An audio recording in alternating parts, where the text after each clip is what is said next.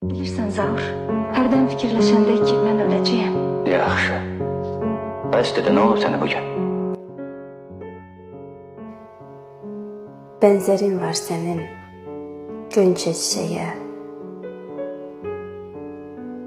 Hayatta sahipsen büyük yüreğe. Çağırır her zaman seni kömeğe övladın. Dilinden düşmeyir adın. Zerifsen, sen zayıf değilsen kadın. Sensiz ocakların düzenidir. Sensiz könüllerin süzenidir. Sensiz sevinç içre üzenidir. Çetire benzeyir kolun kanadın. Zerifsen, sen zayıf değilsen kadın. Övladı anasan, anaya evlat. Gör necə səslənir bu şərəfli ad.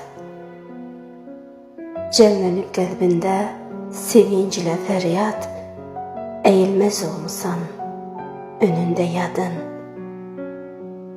Zərifsən, çox zərifsən. Sən zəif deyilsən qadın. Adınla yanaşı səslənir vətən. Qasırğa tufanlar keçmisən bəzən. Geçmişsən saçını edərək dən şərəflə, dərslərin minlərlə qatın.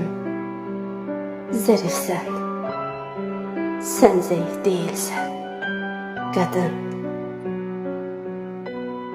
Sensiz evladın da boynu bükülü, bəzəkli evlər də qalır sürkülü. Yemək buza dönür, üst baş dökülür. Olum rissiliyi, sensiz bir yadın.